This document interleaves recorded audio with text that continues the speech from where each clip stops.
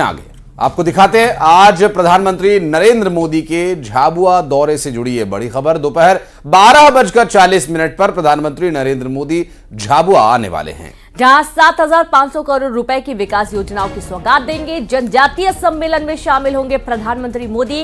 राम मंदिर प्राण प्रतिष्ठा के बाद पहली बार ये उनका मध्य प्रदेश का दौरा होने जा रहा है और जनजातीय सम्मेलन में प्रधानमंत्री नरेंद्र मोदी शामिल होंगे। और झाबुआ जो कि रेणु आदिवासी क्षेत्र है, आदिवासी बाहुल्य ये क्षेत्र है और आगामी लोकसभा चुनावों के लिहाज से अगर इसे देखा जाए तो ये कार्यक्रम बहुत ही महत्वपूर्ण है और एक बड़ी जो आदिवासी बेल्ट है उसे कवर करने का ये प्रयास भारतीय जनता पार्टी करेगा। और खासकर प्रधानमंत्री नरेंद्र मोदी जब झाबुआ पहुंचेंगे तो निश्चित रूप से यहाँ के लोगों के लिए एक बड़ी सौगात वो लेकर पहुंच रहे हैं। 1, 2, 4, 10 नहीं, कई सौगात यहां पर हैं, क्योंकि पूरे 7,500 करोड़ रुपए की विकास परियोजनाओं की शुरुआत प्रधानमंत्री नरेंद्र मोदी यहां से करने वाले हैं। देखिए एक तरफ तस्वीर जहां हम आपको दिखा रहे हैं किस तरह से कटआउट्स लगाए गए हैं, बड़ा कमल के फूल का निशान और फिर उसके अलावा मुख्यमंत्री डॉक्टर मोहन यादव और प्रधानमंत्री नरेंद्र मोदी के बड़े बड़े कटआउट्स यहां पर लगे हुए हैं, झंडियां लगी हैं। तैयारी रेणु पूरी दिखाई दे रही है। बिल्कुल जबरदस्त तैयारियों के साथ प्रधानमंत्री के स्वागत के लिए बिल्कुल तैयार। और आप ये भी देखिए कि चाहे छोटा क्षेत्र हो या बड़ा क्षेत्र हो, हर जगह बराबर नजर बीजेपी की। और आज एक तरीके से कहें चुनावी शंखनाद जो होने जा रहा है, आदिवासी वर्ग को समेटने की भरपूर कोशिश।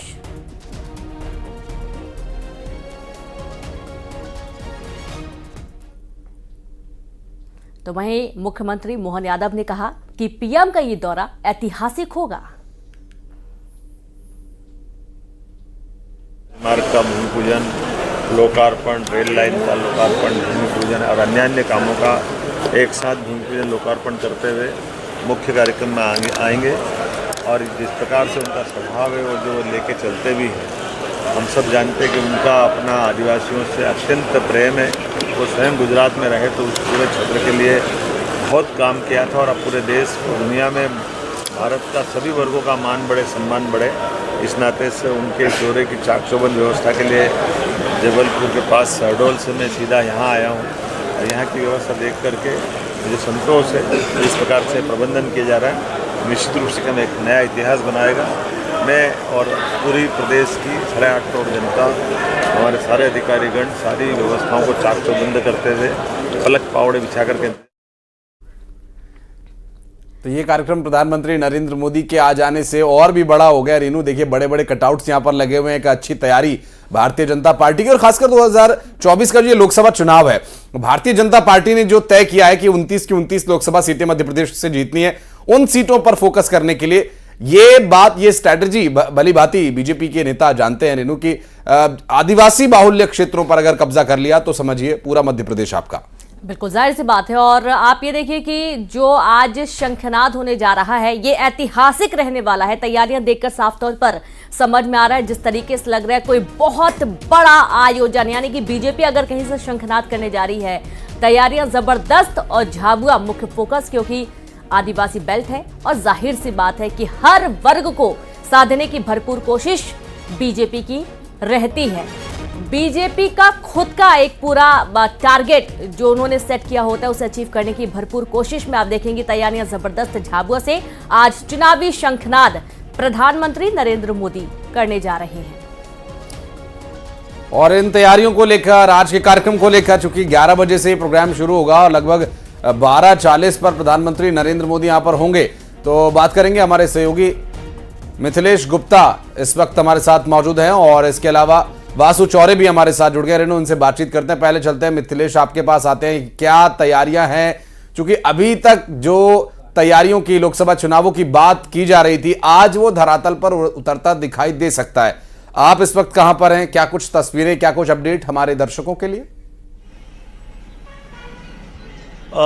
इस वक्त मैं झाबुआ में मौजूद हूं और जैसा मुख्यमंत्री कह रहे थे कि पलक पावड़े बिछाकर वो इंतजार कर रहे हैं, मध्य प्रदेश की जनता इंतजार कर रही है, वैसा ही उत्साह जो है झाबुआ में नजर आ रहा है। आदिवासी जनजाति समाज के जो लोग हैं प्रधानमंत्री के दौरे को लेकर काफी उत्साहित नजर आ रहे हैं। आदिवासी परंपरा जो है उस परंपरा में प्रधानमंत्री का स्वागत किया जाएगा और स्वागत की जो तैयारियां वो पूरी हो चुकी हैं।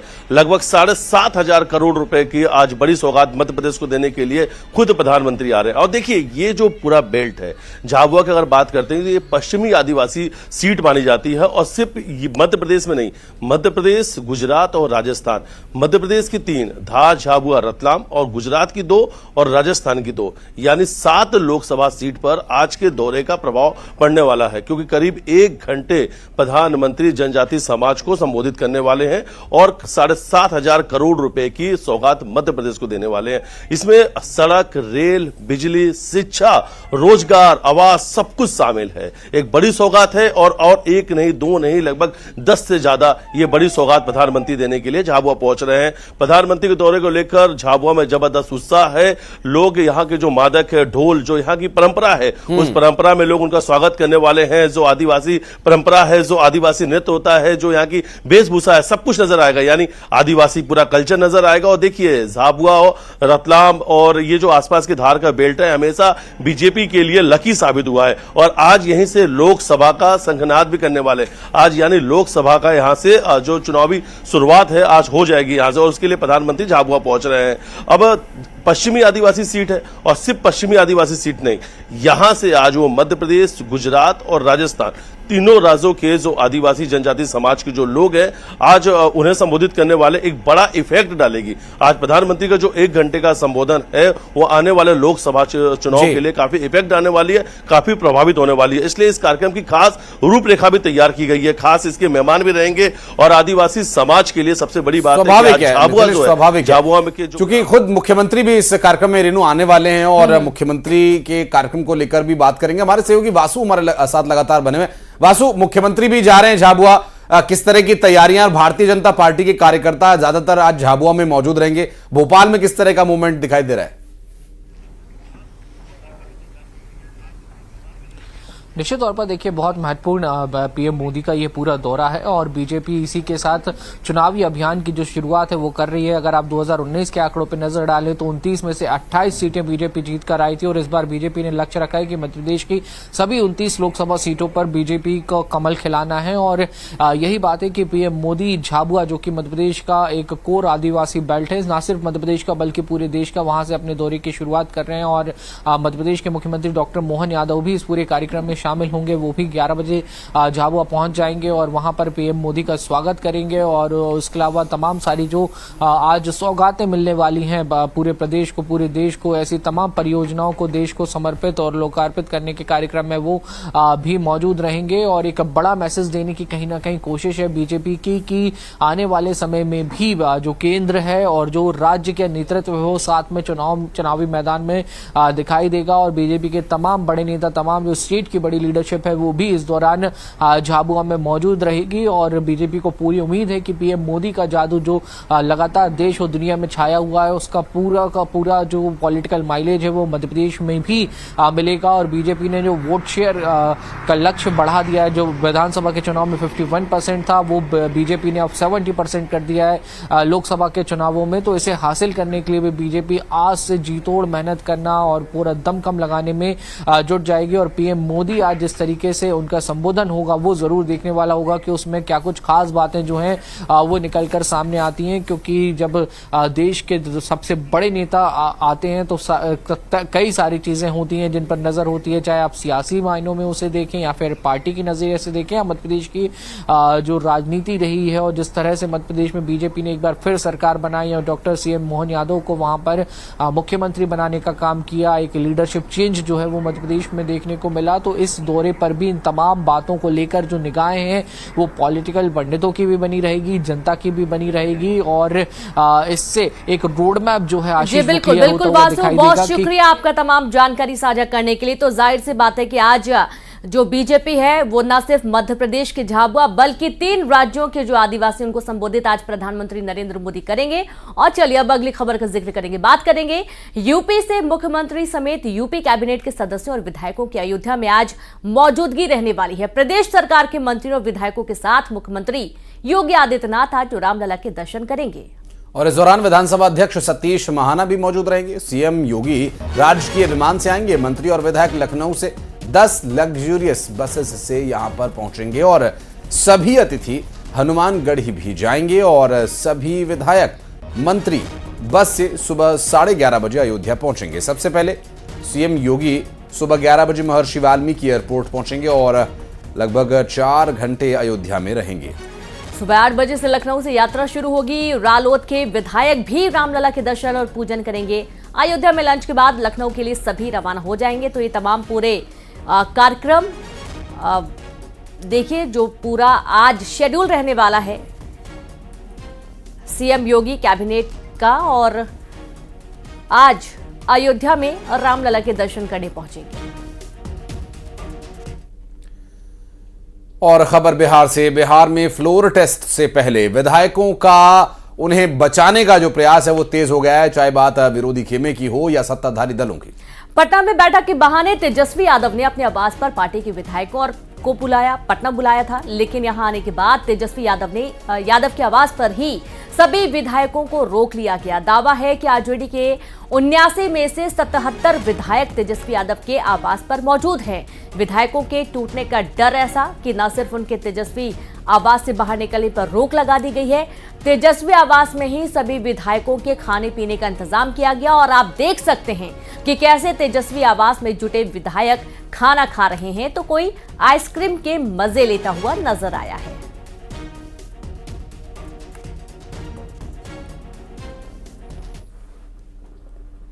आचार्य प्रमोद कृष्णम कांग्रेस से बाहर 6 साल के लिए किए गए निष्कासित, जहां पार्टी के खिलाफ बयानबाजी पर एक्शन लिया गया है। तो 6 साल के लिए आचार्य प्रमोद कृष्णम को पार्टी से बाहर किया गया। 6 साल के लिए लगातार उनकी बयानबाजी, जो कि पार्टी विरोधी बयानबाजी थी, उसके चलते ये एक्शन कांग्रेस ने लिया है।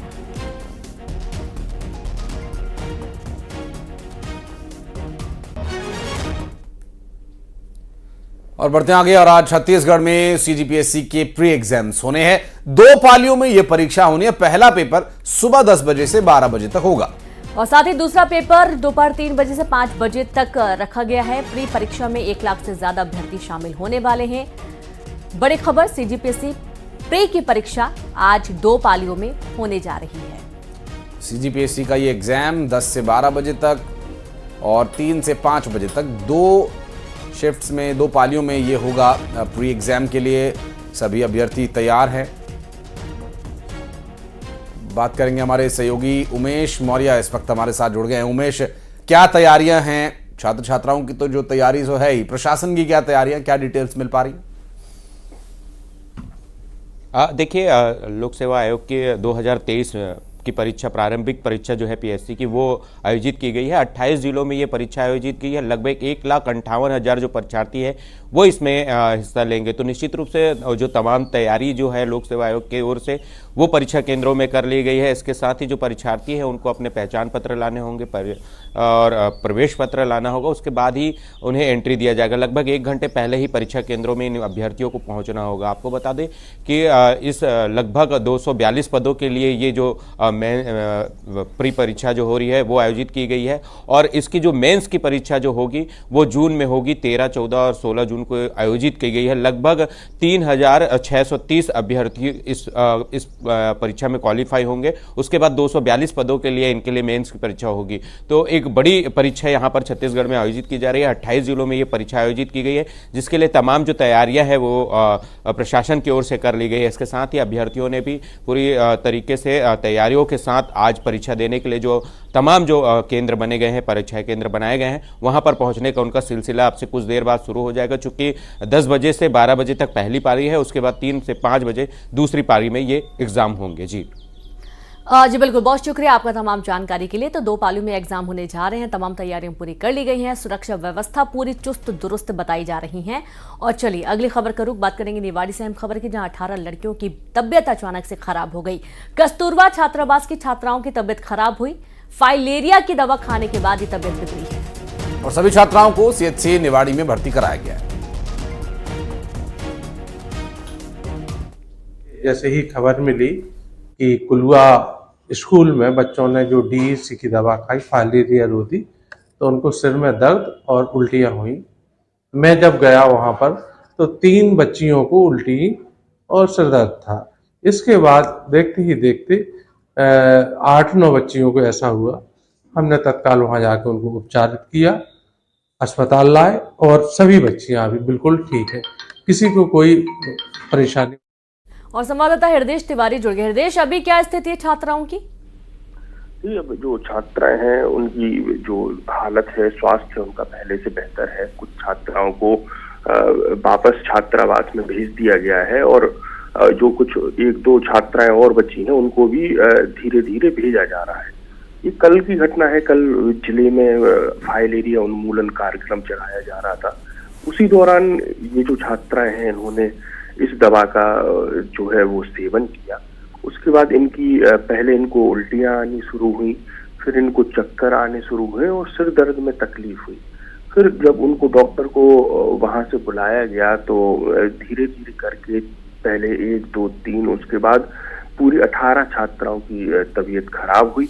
उसके बाद उन्हें निवाड़ी के स्वास्थ्य के लाया गया और जहां उनका उपचार हुआ। अब फिलहाल सभी जो छात्राएं हैं उनकी जो स्वास्थ्य है उसको सही बताया जा रहा है।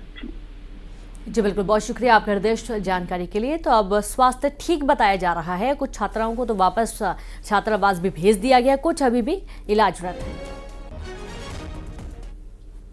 और बढ़ते आगे मंडला से एक बड़ी खबर आपको बता दें। मंडला नेशनल हाईवे 30 पर एक हादसा हुआ है। रायपुर जबलपुर मार्ग में 2 ट्रकों की टक्कर हो गई। हादसे में 8 घायल, 2 की हालत काफी गंभीर बताई गई है। घायलों को मेडिकल कॉलेज जबलपुर रेफर किया गया। ये आमा नाला के पास हादसा हुआ है। तस्वीरें भी आपको हादसे के बाद की दिखा रहे हैं। घायलों को मेडिकल जबलपुर के लिए रेफर किया गया। 2 ट्रक्स की आमने सामने से टक्कर, भयानक सड़क हादसा। नेशनल हाईवे 30 पर मंडला में हुआ यह हादसा और टक्कर बहुत ही जबरदस्त, जहां हादसे में 8 लोग घायल हो गए हैं, 2 की हालत काफी गंभीर बताई जा रही है। तुरंत इलाज के लिए हॉस्पिटल एडमिट किया गया। आमा नाला के पास यह हादसा हुआ है।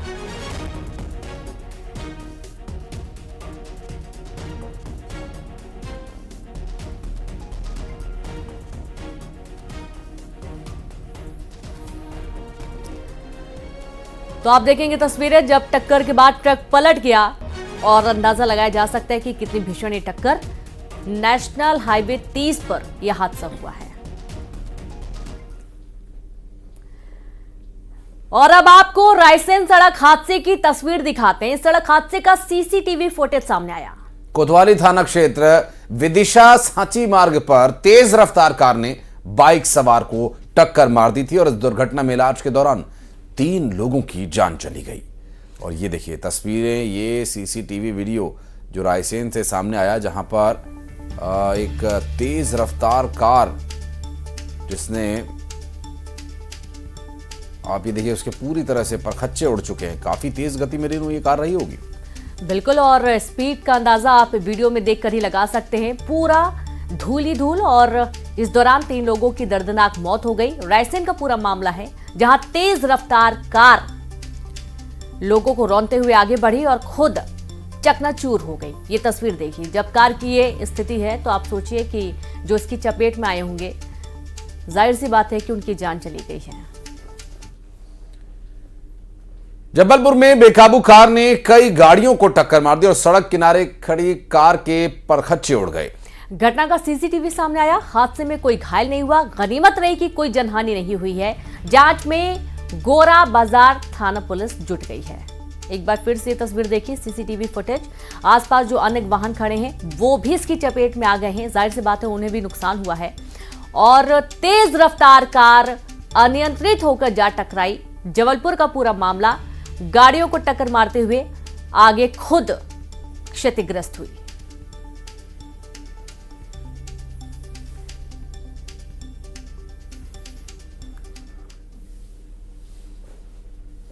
और बात हरदा की। हरदा में पटाखा फैक्ट्री विस्फोट कांड में एक्शन जारी है।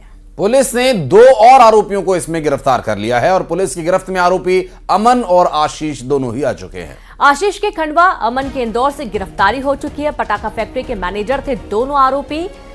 फैक्ट्री मालिक समेत अब तक 5 आरोपी गिरफ्तार कर लिए गए हैं, जिनमें आशीष भी शामिल है। कार्रवाई की जा रही है और अब तक 5 गिरफ्तारियां हो गई हैं और चूंकि हादसे वाले दिन ही जो फैक्ट्री मालिक हैं उन्हें गिरफ्तार कर लिया गया था, उसका जो सुपरवाइजर उसे गिरफ्तार किया गया था। 2 और गिरफ्तारियां हुई हैं, जिसमें अब कुल मिलाकर 5 लोगों को गिरफ्तार कर लिया गया है। 6 तारीख को जो घटना हुई है उसमें अभी तक 5 आरोपियों की गिरफ्तारी हो चुकी है और उसमें राजू अग्रवाल, सोमेश अग्रवाल, रफीक खान की उसी दिन गिरफ्तारी हो गई थी और अभी 2 आरोपियों की आज गिरफ्तारी हुई है, अमन और आशीष की। आशीष और अमन के ऊपर क्या आरोप है मैम? ये दोनों मैनेजर थे जो उनका काम संभालते। और हरदा से बड़ी खबर आपको बता दें, बम बारूद मिलने का सिलसिला लगातार जारी है। 16 ड्रम में मिले हजारों सुतली बम। धमाकों से ध्वस्त फैक्ट्री के मलबे में मिले बम प्रशासन ने पानी डालकर नष्ट किया है और इनकी बरामदगी अभी भी जारी है और इस पर एक्शन लिया जा रहा है। आप देखिए ये कितनी भारी मात्रा में, काफी संख्या में यहाँ पर ये बॉम्ब्स हैं जो कि उन्हें पानी डालकर खराब किया जा रहा है और प्रशासन ने इन्हें पानी डालकर पूरी तरह से नष्ट कर दिया, क्योंकि पानी डालने के बाद इनकी जो क्षमता है वो खत्म हो जाती है धमाके की। और ऐसे में अब लगातार पुलिस दबिश दे रही है और देख रही है कि आखिर कहां पर कितनी मात्रा में ये बॉम्ब्स मिल रहे हैं। और चौंकाने वाली बात यह है कि अग्निकांड के बाद लगातार ऐसी तस्वीरें सामने आ, जहां बड़ी मात्रा में सुतली बम या जो बम बारूद होता है वो बरामद किया जा रहा है। लगातार पुलिस एक्शन मोड में इन्हें नष्ट कर रही है। और अब बात करेंगे सागर की। सागर में युवक की हत्या पर जोरदार हंगामा हुआ। दरअसल परिजनों के साथ ही बड़ी संख्या में लोगों ने भी विरोध प्रदर्शन किया। लोगों ने थाने के सामने शव रखकर चक्काजाम किया। परिजनों ने आरोपियों के घरों पर बुलडोजर चलाने और मुआवजे की मांग की है। थाने से महज कुछ कदम की दूरी पर 3 बदमाशों ने एक शख्स की हत्या कर दी थी।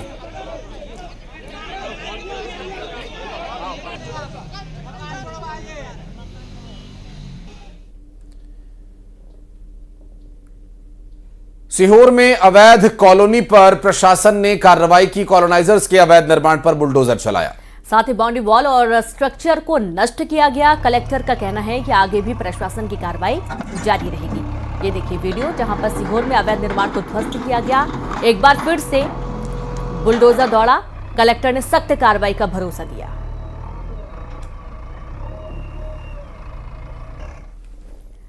और अब बात रायपुर से अहम खबर की, जहां लोकसभा चुनाव के लिए बीजेपी की तैयारियां तेज हो चुकी हैं। फरवरी के अंत तक सभी विधानसभा में कार्यालय खोलेगी बीजेपी। निचले स्तर पर और व्यक्ति तक रणनीति पहुंचाए जाने के लिए ये कार्यालय खोले जाएंगे। क्लस्टर प्रभारियों को इसकी जिम्मेदारी सौंपी जानी है और साथ ही कार्यालय खोलने की जो जिम्मेदारी है क्लस्टर प्रभारियों को सौंप दी गई है। लोकसभा चुनाव के लिए छत्तीसगढ़ में 3 क्लस्टर बनाए गए और तमाम तैयारियां। हर विधानसभा में कार्यालय खोलेगी बीजेपी, जहां निचले स्तर के व्यक्ति तक पहुंचने की रणनीति और उसके चलते क्लस्टर प्रभारी नियुक्त किए गए हैं, जिन्हें जिम्मेदारी सौंपी गई है कि वे सभी क्षेत्रों में कार्यालय खोलें और प्रत्येक व्यक्ति तक पहुंचने की भरपूर कोशिश में ये एक अहम भूमिका रहने वाली है। जहां मध्य प्रदेश में दीवार लेखन अभियान चल रहा है, गांव चलो अभियान चल रहा है, तो वहीं छत्तीसगढ़ में जो है प्रयास ये है कि भारतीय जनता पार्टी के हर कार्यकर्ता तक वो रणनीति पहुंचाई जाए जो कि आला कमान ने तय की है। और बढ़ते आगे, छत्तीसगढ़ के डिप्टी सीएम अरुण साव लोरमी के वनांचल दौरे पर रहेंगे। वनग्राम महामाई में नवीन मंदिर प्राण प्रतिष्ठा कार्यक्रम में परिवार सहित शामिल होंगे। डिप्टी सीएम अरुण साव के हाथों होगी पूजा। धर्मांतरण पर बोले डिप्टी सीएम कि धर्मांतरण पर बीजेपी सरकार गंभीर, जो भी आवश्यक कार्रवाई है वो करेंगे।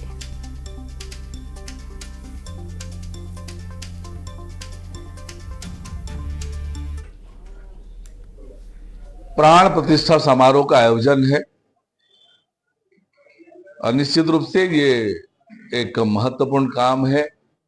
बड़ा धार्मिक महत्व का क्षेत्र है और निश्चित रूप से उस क्षेत्र के लोगों के धार्मिक भावनाओं का लोगों ने मिलकर ये काम किया है, तो निश्चित रूप से ये महत्वपूर्ण कार्यक्रम कल होना है। मूलांचल में धर्मांतरण को लेकर लगातार धर्मांतरण पर हमारी सरकार गंभीर है और जो भी कार्यवाही इसके लिए आवश्यक होगा करेंगे।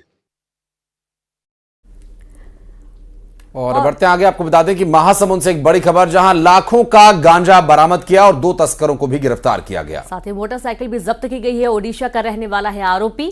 बड़ी खबर आपको दे रहे हैं महासमुंद से। तो महासमुंद में लाखों का गांजा बरामद, 2 तस्कर गिरफ्तार, मोटरसाइकिल भी जब्त। ओडिशा का रहने वाला आरोपी बताया गया है जिसे गिरफ्तार किया गया।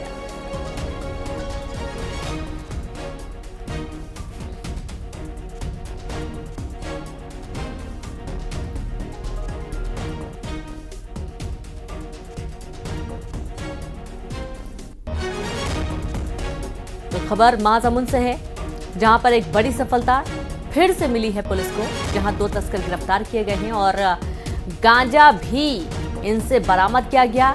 गांजे की कीमत लाखों में बताई जा रही है। 2 तस्कर गिरफ्तार हैं और उनके पास से एक मोटरसाइकिल भी जब्त कर ली गई है। जानकारी है कि सभी ओडिशा के रहने वाले हैं।